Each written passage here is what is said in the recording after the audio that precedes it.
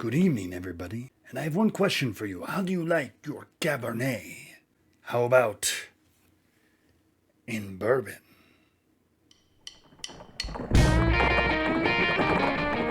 Hey, everybody. It's Matt, Wrestling Whiskey, back again with another review.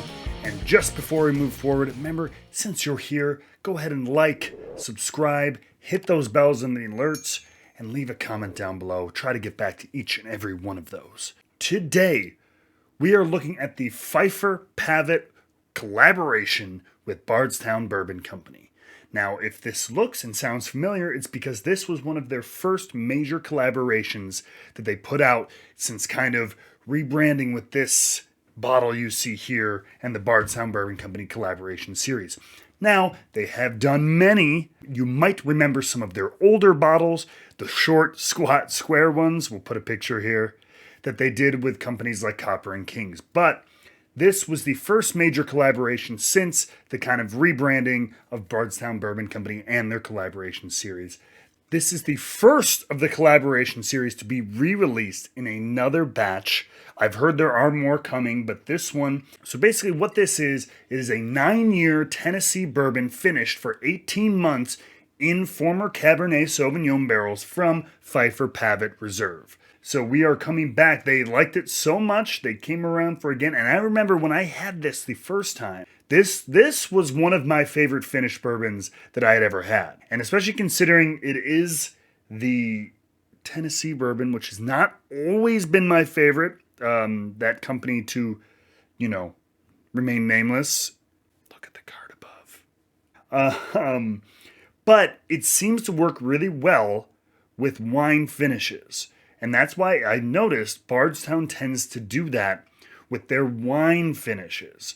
They use the Tennessee bourbon, which has that super high corn content and seems to blend well with the wine barrels, as opposed to things like brandy or cognac or / Armagnac, which they use more of the high rye MGP barrels with. Once again, I'm a huge fan of the 18-month finish. I think a year finish is when you start to really get that influence, and I'm not a huge fan of 4-6-month finishes. I think it just barely starts to flavor things, and it sometimes isn't enough, and it can leave you wanting or even throw off the taste of the bourbon as opposed to truly infusing and influencing it. So we're going to see if Pfifer Pavitt Round 2 can compete with Round 1 and my memories of that fine, fine bourbon. Let's go. So this is coming out of the bottle at 100 proof, and you can see immediately the color is very deep. You can almost even see a redness added to that copper that is the bourbon. It almost seems, I've said this before, like the wine is literally in it. That's how much influence there was from that secondary barrel. Again, 18-month finish as well. Decent legs on it, looking very oily, on the outside looking in, as we go to take a whiff. First nosing, if you will. On the nose, initially, there's definitely some sweet grape and cherry. I feel like I can tell more of that Tennessee bourbon. I'm getting more of that kind of minerally note from it. But as I go back, it starts to dissipate and we're getting more sweet kind of candy flavors. We're getting more sweet like candy aromas. Lots of dark stone fruit, grape. Candied sugars. There's like a waft of almost, not smoke, but like this kind of peppery mustiness almost. In a good way. I'm very curious to try this. Cheers. Nice pepper on there. Decent spice, kind of front middle palate. Not as much sweetness or fruit on this as I thought there would be on the palate. I remember really enjoying this one in round 1 back a year or two, a couple of years ago. Almost like a yogurty, like dark black cherry yogurt, like that dark cherry yogurt kind of thing. There is a creaminess to it, which is really nice as far as texture goes.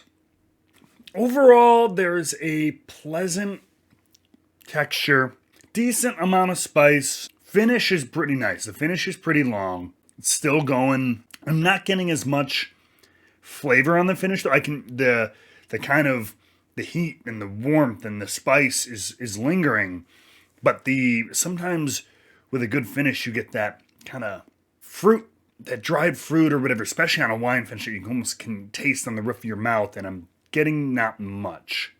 Overall, this is a solid option. I was hoping it would be a little bit more. So this is something I would absolutely recommend. Maybe trying at a bar first if you can, or, if you and a friend split a bottle. It is in the more premium price bracket of $120, $130, depending on where you find it. It is I think oxygen. This has been open for me for about a week, and I think a little bit more oxygen will help it out, especially at first here. But I don't know. I pick up more of the Tennessee bourbon on this one than I did on the original edition of the Pfifer Pavitt release. So we were going to try to do a side-by-side comparison of batch 1 with batch 2. I'm in the process of getting a sample just for that. So keep an eye on the live YouTube broadcast. Maybe we'll be able to get that in one of these days.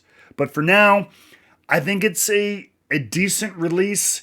I don't know if for me personally it would be worth the $100 plus price point, and I would try it or split the bottle with a friend, something like that. And so for me personally, I would have to vote Cabernet.